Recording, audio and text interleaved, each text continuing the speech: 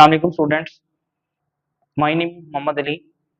Chemistry 10th class हमने जो है वो चैप्टर नंबर 1 स्टार्ट किया हुआ है, यानी 14 चैप्टर जो है वो स्टार्ट किया हुआ है, states of matter and phase changes. उसमें हमने इंटरनल एनर्जी का जो है वो टॉपिक शुरू किया हुआ है। इसी इंटरनल एनर्जी में हम ये आज सीखेंगे कि जो कन्वर्जन है वो लिक्विड टू गैस किस तरह होती है। ठीक है, उसमें कौन कौन से प्रोसेस हो रहे होते हैं, ये सारा तरीकाकार जो है वो हम इस लेक्चर में पढ़ेंगे। उसके बाद हम देखेंगे conversion of a gas into liquid, यानी सबसे पहले हमने लिक्विड से गैस में जाना है और उसके बाद हमने किस में जाना है, गैस इनटू लिक्विड। तो ये शुरू करते हैं आज का टॉपिक। सबसे पहले इंटरनल एनर्जी। इंटरनल एनर्जी के बारे में हमने पढ़ा हुआ है कि ये ऐसी एनर्जी होती है जो दो एनर्जीज का सम होती है। कौन कौन सी? काइनेटिक एनर्जी होती है और दूसरी कौन सी होती है, पोटेंशियल एनर्जी। एक काइनेटिक एनर्जी और दूसरी पोटेंशियल एनर्जी, इन दोनों के सम को क्या कहते हैं हम, इंटरनल एनर्जी। तो उसकी कुछ इंटर कन्वर्जन हमने शुरू की हुई है। इंटर कन्वर्जन हमने सॉलिड से गैस, सॉलिड से लिक्विड में जो है वो पढ़ ली हुई है। आज हमने पढ़नी है inter conversion of liquid into gas. हमने किस में कन्वर्ट करना है, गैस को कन्वर्ट करना है किस में, लिक्विड। ठीक है, हमने गैस को कन्वर्ट करना है लिक्विड में। तो यहाँ पे एक डेफिनेशन आती है बड़ी इंपॉर्टेंट, इवेपोरेशन।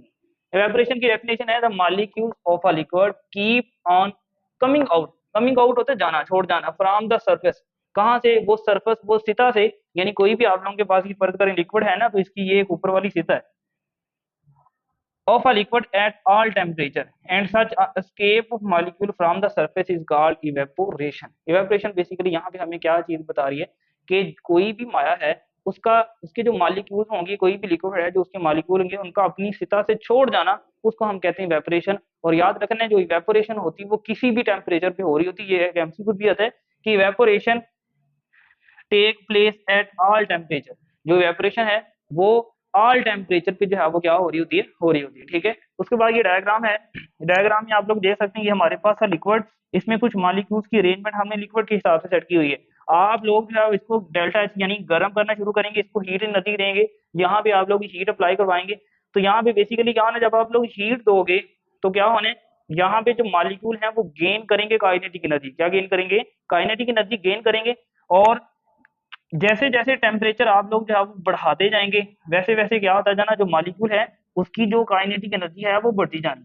और इतनी उसके पास एनर्जी बढ़ जानी है कि एक वक्त आना है जो इन दो मॉलिक्यूल्स के दरमियान जो है वो इंटर मॉलिक्यूलर फोर्सेस थी, वो उसके पास इतनी एनर्जी हो जानी कि वो इस काबिल हो जाएगा कि इसके मॉलिक्यूल्स के दरमियान जो इंटर मॉलिक्यूलर फोर्सेस थी उसको ओवरकम कर लेगा, यानी इसको छोड़ के ऊपर जो है वो जा सकते हैं। यानी जो है इंटरमॉलिक्यूलर फोर्सेज वीक हो जाती हैं और जो मॉलिक्यूल्स के पास काइनेटिक एनर्जी है वो क्या हो जानी है, ज्यादा हो जानी है, जिसकी वजह से लिक्विड किस में चेंज हो जाता है, गैस में। यानी इवेपोरेशन हो रही है। बेसिकली यहाँ पे क्या हो रही है, इवेपोरेशन हो रही है। किस तरह? एक लिक्विड है उसको आप लोग जो है वो हीट करवा रहे हैं, हीट करवा रहे हैं और वो किस में चेंज हो रहा है, लिक्विड में चेंज हो रहा है। किस तरह?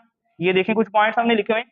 हीटिंग का लिक्विड इंक्रीज, यानी आप लोगों ने जब बेसिकली इस लिक्विड को हीट करवाना है तो बेसिकली होना क्या है, increase the kinetic energy of the particle. Simple words में आप लोगों के पास आंसर आ जाता है कि जब आप लोगों ने किसी भी लिक्विड को जो है वो हीट करवाना है तो उसकी काइनेटिक एनर्जी में क्या हो जाना है, इजाफा हो जाना है। ये लाइन हमने वाजब बता दी है, heating a liquid increase the kinetic energy of particles.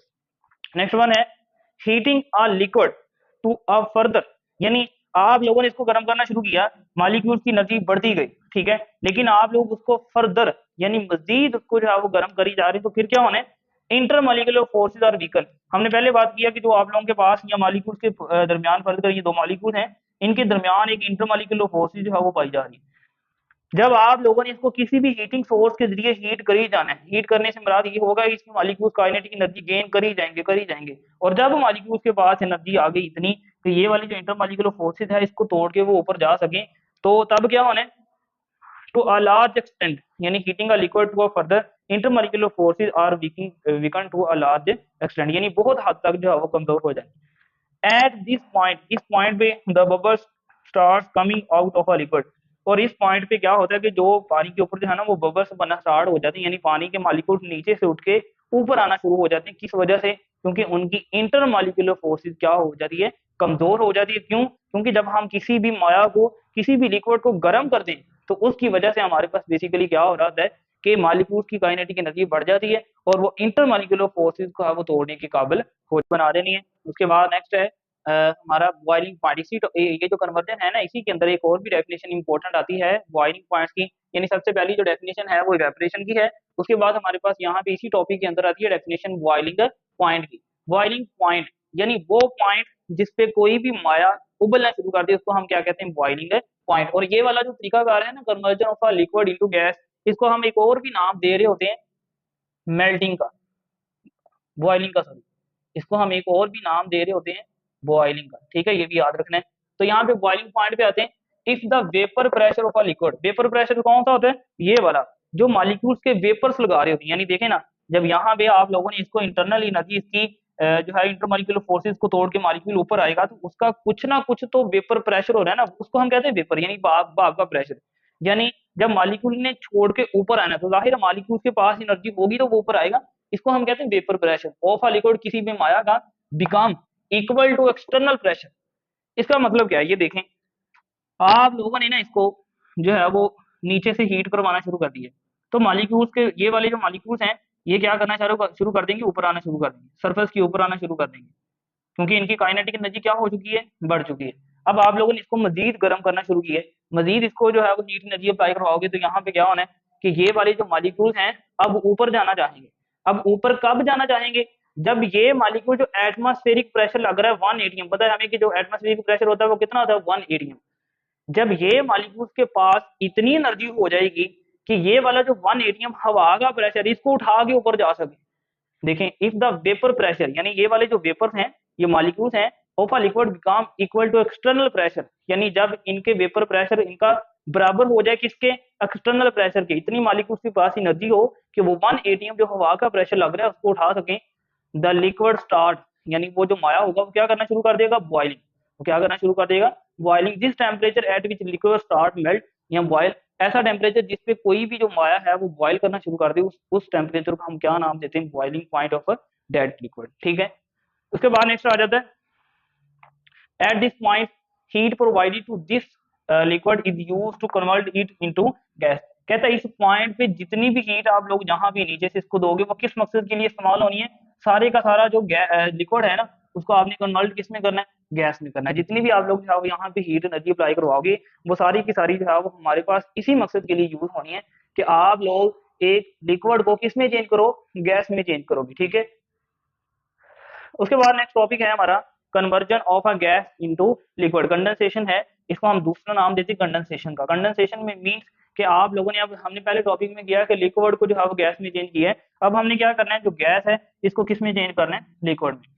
Definition है व्हेन अ गैस कूल, यानी फर्ज करें आप लोगों के पास ये गैस है, हमने जो है वो पहले यहाँ पे देखें, हमारे पास लिक्विड था, बॉईल करके या उसको जो है वो हमने मेल्ट हीट एनर्जी अप्लाई करके गैस में कन्वर्ट कर दिया। अब गैस में कन्वर्ट हमने क्या किया है, हमें पता है कि जो गैस के मॉलिक्यूल्स हैं वो दूर दूर होते हैं, मॉलिक्यूल्स की एनर्जी बहुत ज्यादा होती है, इसकी प्रॉपर्टीज हमने पढ़ी हुई है। तो यहाँ पे क्या काम होना है, व्हेन ए गैस कूल्ड, जब आप लोगों ने गैस को ठंडा करना शुरू कर देना। ठीक है, द काइनेटिक एनर्जी, जाहिर है जब आप लोग उसको कूल डाउन करोगे तो उसकी काइनेटिक एनर्जी में भी क्या होती जाएगी, कमी होती जानी, energy of the particle decrease, कम होती जानी है। As a result the molecules come close to each other, यानी मॉलिक्यूल्स अब एक दूसरे के करीब, क्योंकि एनर्जी कम हो रही है ना, काइनेटिक एनर्जी कम हो रही है, मॉलिक्यूल्स इधर उधर मूव नहीं कर रहे, तो एक दूसरे के करीब करीब आ रहे हैं। जब करीब करीब आ रहे हैं तो उनके दरमियान जो इंटरमॉलिक्यूलर फोर्सेस थी वो भी ज्यादा हुई है, with significant force of attraction. When temperature further decrease, जब आप लोगों ने, यानी आप लोगों ने उसको ठंडा किया गैस को, मॉलिक्यूल्स करीब करीब आए, एक हद तक उनमें इंटरमॉलिक्यूलर फोर्सेस भी क्रिएट हो गई। लेकिन आप लोगों ने जब फर्दर, जिस तरह आप लोगों ने यहाँ पे किया था ना, लिक्विड को आप लोगों ने जो है वो हीट दी, गर्म होना शुरू हो गया, मॉलिक्यूल जो है वो हरकत में आए, इंटरमॉलिक्यूलर फोर्सेस ज्यादा, सॉरी काइनेटिक एनर्जी ज्यादा हुई। लेकिन जब आप लोगों ने ज्यादा फर्दर हीट किया तो वहां पे क्या होगा, गैस में कन्वर्ट हो गया। यहाँ पे क्या होना है, जब आप लोगों ने फर्दर टेम्परेचर कम करना शुरू कर देना, तो जो मॉलिक्यूल्स होंगे come close to another and they arrange into the liquid form, यानी उन्होंने क्या होना शुरू आ जाना, जब आप लोगों ने इसको कंडेंस करना, ठंडा करना शुरू करना है, तो मॉलिक्यूल्स किस शक्ल में आ जाएंगे, लिक्विड की शक्ल में अरेंज होना शुरू हो जाएंगे। और इसको हम कह रहे होते हैं जी कंडेंसेशन। ये आप लोगों के पास कंडेंसेशन की डेफिनेशन जो है वो पेपर में आ सकती है। At this point the temperature of a gas remains constant. ठीक है, यानी हमारे पास इस ट्रांजिशन पे, इस स्टेट में जो गैस का टेम्परेचर होगा ना, अगर तो वो रिमेन्स कांस्टेंट है तो सारी की सारी जो गैस है वो किस में कन्वर्ट हो जानी, लिक्विड में। यानी फर्ज करें यहाँ पे आप लोगों ने 3 डिग्री सेल्सियस रखा हुआ है, 4 डिग्री सेल्सियस, तो ये टेम्परेचर कांस्टेंट होगा तो तभी सारी की सारी गैस जो है वो किस में कन्वर्ट हो जानी है, लिक्विड में चेंज हो जानी। ठीक है, हमने इंटरनल एनर्जी का टॉपिक शुरू किया था, उसमें ये 3 इसकी कन्वर्जेंस हैं, तो ये अलग अलग शॉर्ट क्वेश्चन में भी आ सकती हैं और इन तीनों को मिला के एक लॉन्ग क्वेश्चन भी बन सकते हैं। अल्लाह हाफिज।